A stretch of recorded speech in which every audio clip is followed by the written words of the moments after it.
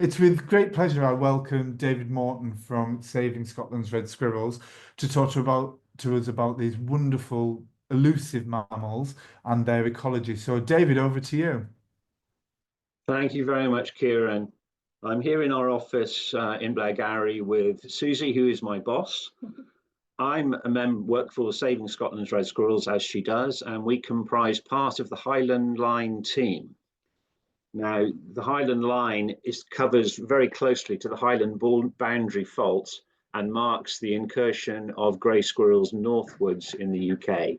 And apart from one island population north of that Highland boundary, and that's in Aberdeen, and you'll hear a little bit from Susie about that later, there are no breeding populations north of that line. The line runs from Stonehaven in the east to Helensburgh in the west, and we have 6 people that work along that line. My particular area is along that from Forfar to Blairgowrie. So that covers the what I do. I'm trying to move to the next slide. Yeah. For some reason it won't. Just need to make sure you clicked within the window and it should move on. Cursor in the window. Ah, there we go. Yeah, thank you very much. So where does the red squirrel fit in the animal kingdom? First of all, obviously it's a mammal like us. More importantly, it's a rodent. And rodents are the largest order of mammals by species number. They comprise over 40% of the world's mammal species. The largest rodent in the world is the capybara, which is semi-aquatic and is native to South America, particularly found in the Amazon basin. And many of you will have seen programs about it, particularly in the Pantanal. As far as the UK's native rodents are concerned, the largest one, as you can see there, is the Eurasian beaver, Castor feber, and it measures 1.2 meters from nose to tail and can weigh up to 30 kilograms. It was extinct in the UK, but it's become back as a resident breeding animal, and it started off very close to where we are now. It's been breeding in the UK since 2009, and there were particularly 2 introductions. There was the legal one over in Argyll, covered by Nature Scottish National Heritage, and there was an illegal release on Tayside, and those have done particularly well. And they're being reintroduced now across the UK, and many of those animals that are being reduced are being taken from the Isla and Tay catchments under license, where they are some nuisance animals or they've got overpopulated. And the most recent introductions that I know of are in Cairngorms National Park, a bit further north from here, and down in the Forest of Dean in Gloucestershire. I'm sure there are others going on across the UK. Right, the second largest native rodent is our red squirrel, which we're going to be talking about. You can see there its body is 20 centimeters and tail 20 centimeters, and it weighs 250 to 340 grams. The smallest is the harvest mouse. Again, you can see it's a very tiny animal. Body is 6 centimeters and tail 6 centimeters, and it can weigh up to 6 grams. So it's 666, so that's easy to remember. And that's about the same weight as a 20p coin. It's not actually our smallest native mammal. That accolade goes to the pygmy shrew, which is in fact an insectivore. Many other UK rodents are introduced. That includes things like the brown rat and obviously the grey squirrel, which you'll hear a bit more about. Rabbits and hares, which you may think of as rodents, aren't actually rodents, but they're lagomorphs. Rodents are characterized by having 2 incisors on each jaw that grow continuously throughout their life.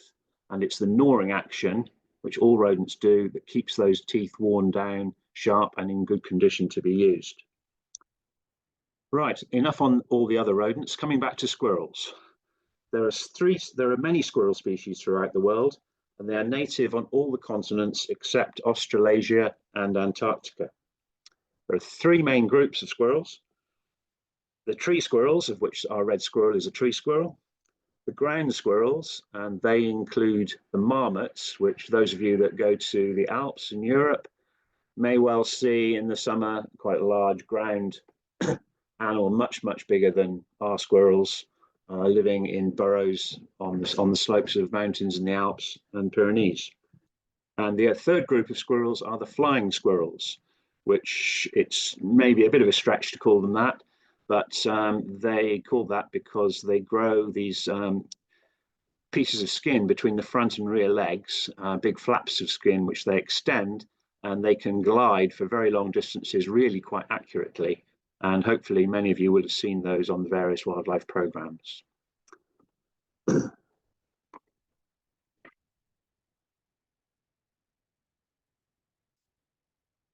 Right, the global distribution of our red squirrel. This map shows you where it is found worldwide, and it really is quite surprising when you look at it and you think about it. It's one of the wider distributions of a mammal in the world. It's not really threatened in many of its areas. Its IUCN conservation status is of least concern. It varies to a certain extent across that range, and there are 23 recognized subspecies of red squirrel.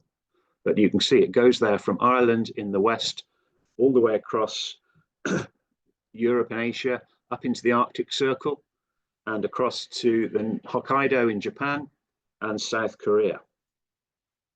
The population is robust, but it is threatened in the British Isles and in northern Italy.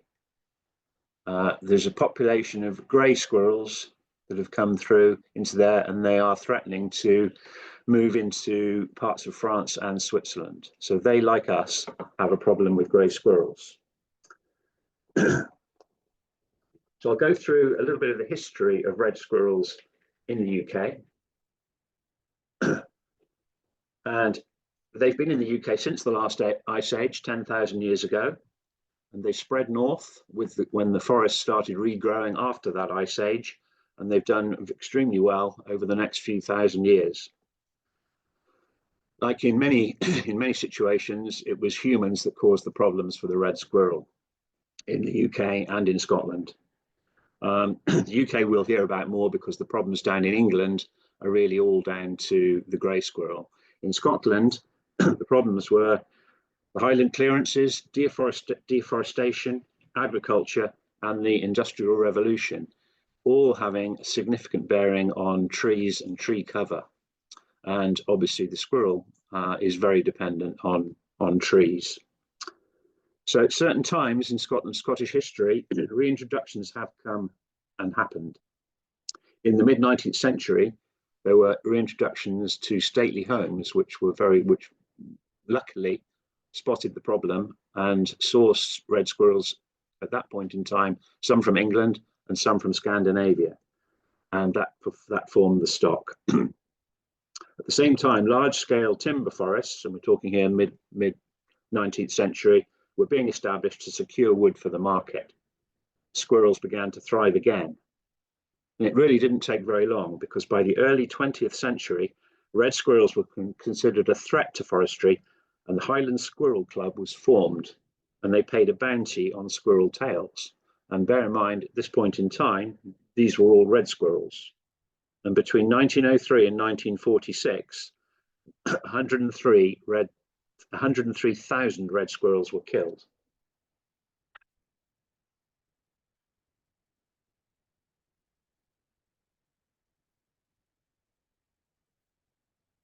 Right, let's have a close look at our red squirrel. First of all, we start with the ear tufts. You can see in the picture here, this is taken in the squirrel's winter coat, and the ear tufts are quite obvious. When it molts, it will lose those ear tufts. So in the summer, you see a red squirrel, it hasn't got those. Ears, eyes, nose, it's got very, very good senses. Excellent hearing, excellent eyesight, and excellent sense of smell. One point on the ear tufts I should perhaps have said is, actually, we don't really know what their purpose is. We think they're something to do with warmth. And when we look at pictures of red squirrels from across the global range, and we explain they go right up into the Arctic Circle, in the winter pictures, the ear tufts on squirrels from places like Finland are much longer than the ear tufts from squirrels somewhere like the Iberian Peninsula. So we are fairly convinced that it's something to do with warmth. Some animals use ear tufts for communication, but we don't think that's the case with the squirrel. Right, moving forward to the front hands, you can see it's very dexterous. It's got a hazelnut there, and it can move and manipulate its food most effectively with that. The coat can vary in colour from, this is in the winter coat, and you can see it's got a sort of brownish, darkish look about it, and it sometimes even can look grey. But in the summer, they look much redder. The coat is much thinner. You can see it's got a white underbelly, and this is quite interesting. This is something you'll see in nature quite a lot, and it's called counter shading, and it's a form of camouflage. And you can see this on many, many animals of all sorts of different types. Some of the more obvious ones that you can see are things like penguins, which you can often have very dark backs and very white fronts. And if you think about it, when they're swimming in the ocean and fish are looking up and they can't see them against the sky. And this is similar reason why squirrels, and indeed the grey squirrel, has these white abdomens. The tail, long and bushy, and again, is used for all sorts of things. It uses it sort of counterbalance itself as it's running through the trees. It uses it to communicate. So you'll often see a squirrel wagging its tail or flicking its tail from one side to another. And that can be territorial behavior. It can be warning other squirrels of the presence of a predator, or letting a potential threat know that the squirrel's seen you and it's not quite sure what you are, but you're under suspicion. The feet, you can see, are quite long and long toes, and obviously these need to grip the trees, and the joints on particularly the back legs are extremely versatile and can rotate the full 180 degrees. So a squirrel can run down a tree equally as fast as it runs up one. So they are very maneuverable in the trees, and hopefully you've all seen them running up and down demonstrating this. They're the only red squirrels, the only UK native species, wide global range. Can we see that screen? Yes. 287,000 is what we're putting through as our current estimate of the UK population, and 80% of that is in Scotland.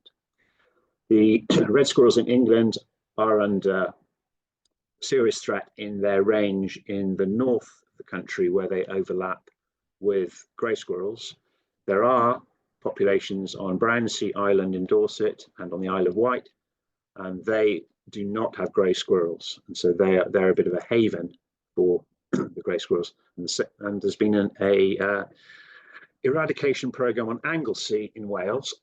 So Anglesey is currently classified as no grey squirrels and red squirrel only. Regrettably, there have been a few grey squirrels caught, and there's some question as to whether they got there on vehicles across the bridge or swam across the Menai Strait. But that's being monitored by the relevant people on Anglesey. Colour can vary, as I've said, from sandy orange to deep brown to even grey. They live around 4 years. In captivity, they can live longer.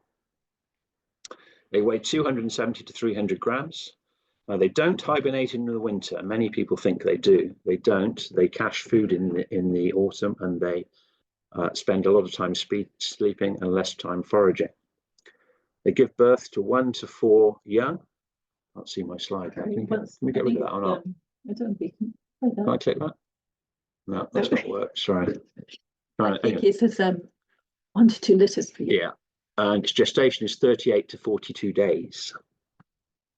They're omnivores in that they can eat a very wide range of food.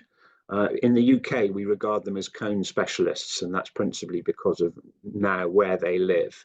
They're in the softwood forests of the Highlands, and they have good access to Scots pine, Sitka spruce, Norway spruce, larch, and all sorts of other things. But they eat wide range of other stuff: tree nuts, seeds, buds, flowers, eggs, fruits, and mushrooms.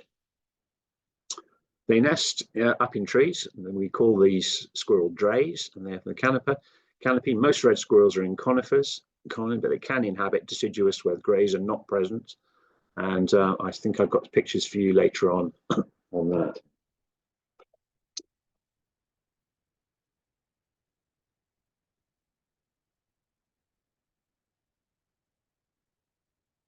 Right, so now go through a year in the life of a squirrel, of a grey squirrel. Sorry, a red squirrel.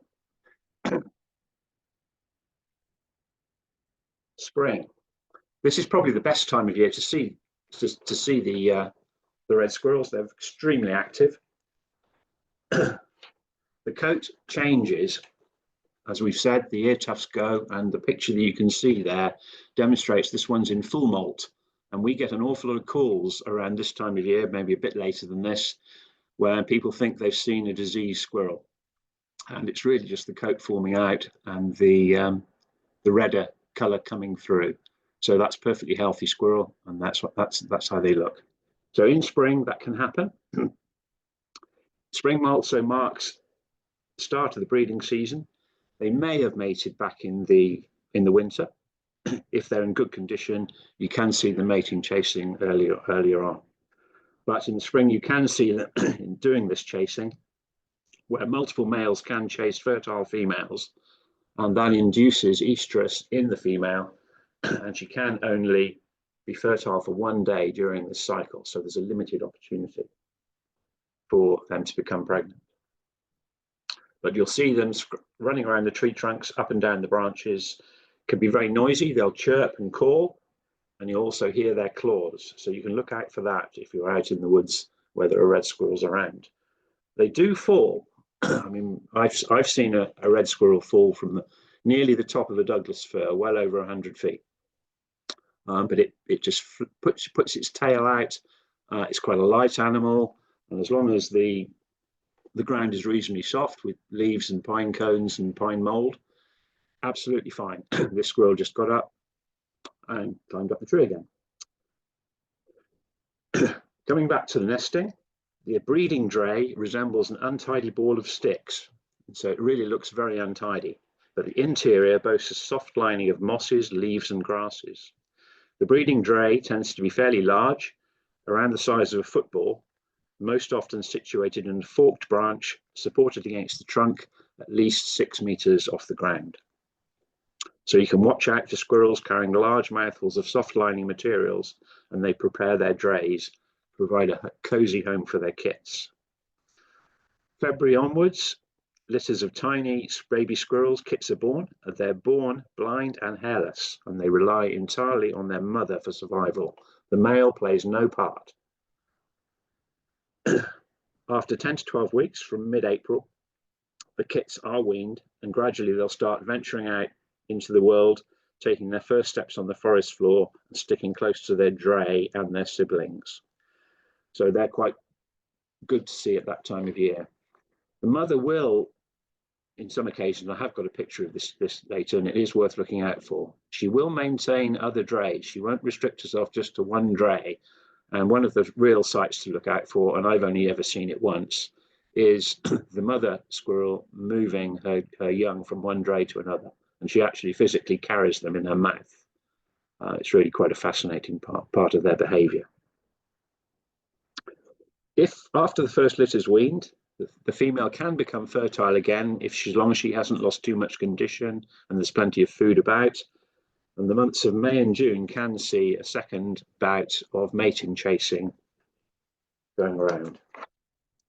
So feeding at this time,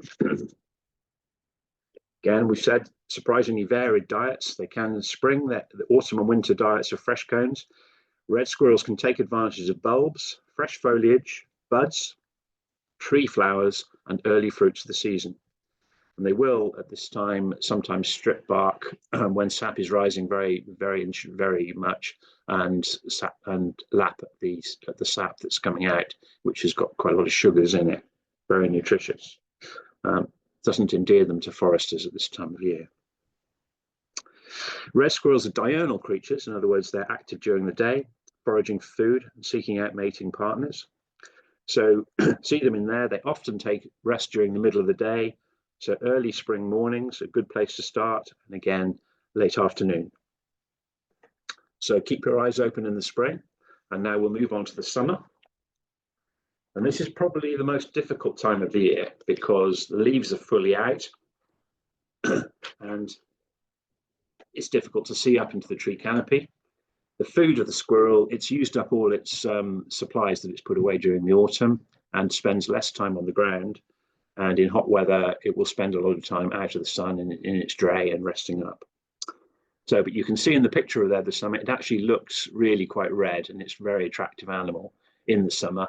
You can see the ear tufts have gone. And the coat just looks an awful lot thinner.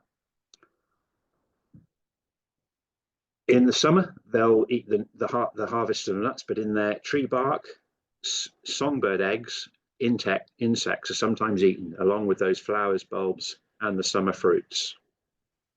At this time of year, you may well see that red squirrels are more active at garden feeders.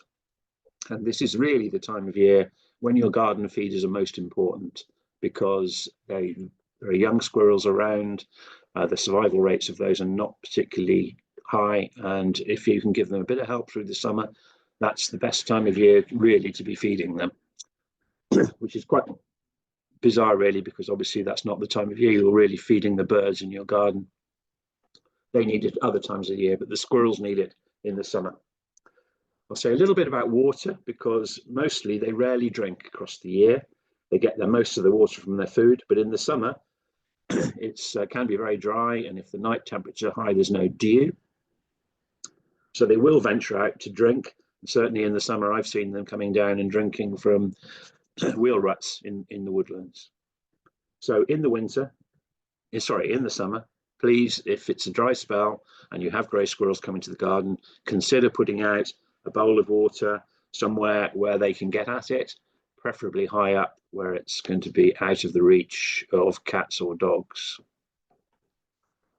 Again, this is the time of year when they may have their second brood, and this is very dependent on their condition and the population, and has all sorts of caveats as to whether or not they're going to have a second brood. But in that time of year, they may indeed have a second brood. Right, we'll move on to autumn. And this is the time of year when they are really quite interesting to see, because this is the time of year the young are maturing, there's good populations around, they're very active because they are participating in caching food for take them through the winter and into the spring. So they're easy to spot, and you can see them eating all sorts of things and storing them. Behavior to look out for in particular is picking up mushrooms, and that's always interesting. They can eat things like fly agaric mushrooms, which are poisonous, really quite poisonous to humans, but they can eat them. And you'll see them taking bites out of them, and you'll see them carrying them up into the trees, and they'll wedge these mushrooms in crevices in the trees and leave them there to dry out, and then they'll cache them either in a hole in a tree or somewhere where they're not going to get wet. And again, that's something they can eat through the winter. They tend not to cache food in their drays, but they will cache food nearby. Caching is an extremely interesting behavior to see, and hopefully you've seen examples of this on programs like Spring Watch, where squirrels, red and grey, will hop around and bury acorns, nuts, all sorts of things in the ground, and they'll do things like pretend caching. They'll make a hole and pretend to bury something because they're very worried about it getting stolen by another squirrel. And so it's a fascinating time to watch. And they will cache their food over a surprisingly large area. Even though they're territorial, they will risk going across someone else's territory. If they think they've got somewhere else to cache, they will do that. Squirrels have been observed caching food over an area of about 7 acres, which is really quite a lot. One interesting piece of behavior that we've also, some scientific research has shown, is that they show what's called priority caching, which means that they cache their most valuable foods, so the largest nuts, maybe walnuts, and they'll cache those in the most open areas because the risk reward is better in that they're much less likely to get stolen and that they're much more likely to be able to find it themselves. So a big walnut they'll often take and cache really quite a long way out in the open. And again, if you're feeding in your gardens, this is a good time of year to feed things like hazelnuts or walnuts in the shell, and you should be able to get your squirrels coming and seeing them and taking them off to bury them. A quick word here about horse chestnuts, because there's some interesting behaviour to see for those of you that are near horse chestnut trees, in that squirrels will take horse chestnuts and they will cache them, but they don't like them very much. Once they start trying to eat them, there's esculin in a horse chestnut, which disturbs their digestive systems quite a lot. So they'll nibble on them, but they won't take them as a really good source of food. But the juvenile squirrel obviously sees a horse chestnut and gets very excited, thinking it's a large nut, and it will take them off and bury them. Of course, when it comes back to eat it later, it only has a nibble on it. Then it'll leave them alone.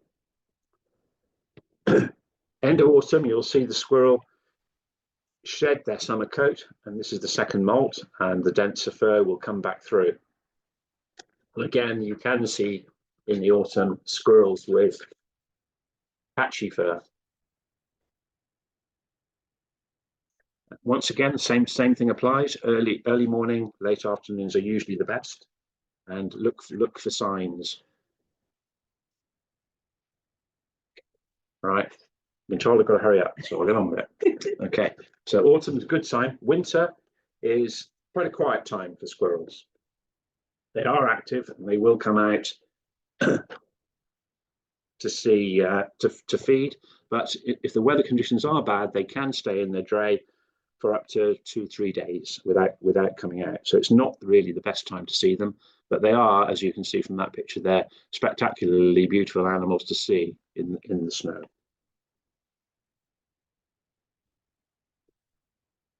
And again, at this time of year, January, February, you can see the mating chases occurring. And again, that's quite a spectacular sight, seeing that in the snow. Right, that's the season for the squirrels. A few slides just to finish. We claim here that red squirrels are cone specialists, and I think it's probably true. Grey squirrels will also eat cones, and you can't really tell the difference between a cone that's been eaten by a red squirrel or a grey squirrel. Now, if you look at the picture of the hand in the bottom right, you can see that the first cone looks really quite tidy and it's been cleaned up very effectively. That's not a squirrel cone. That's been eaten by a field mouse, and it makes a much tidier job than a squirrel.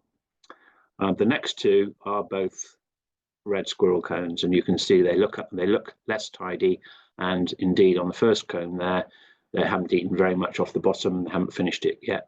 The other one, they've eaten about half off the cone, but you can see they're quite untidy. And the picture at the top left will show the bract of the cone that's discarded, and you can see where they've taken the seed out from there.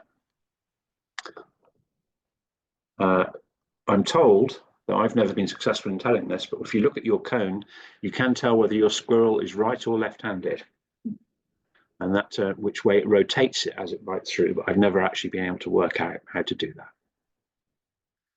Right, these are the behaviours just to look out for. I promised a picture of a drey, and that is a red squirrel drey. You can see it's in a Scots pine by the look of it, and it's against the trunk, quite untidy and about the size of a football. Chasing behaviour to look out for. You see them there. There's a picture there of two squirrels chasing each other around the tree.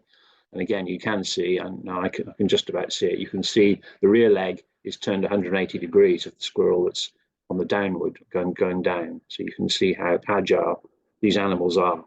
And the bottom picture is a picture of the behaviour I mentioned, which is moving the young. And you can see that's quite a big young squirrel she's got, and she's moving that from one dray to another. Right.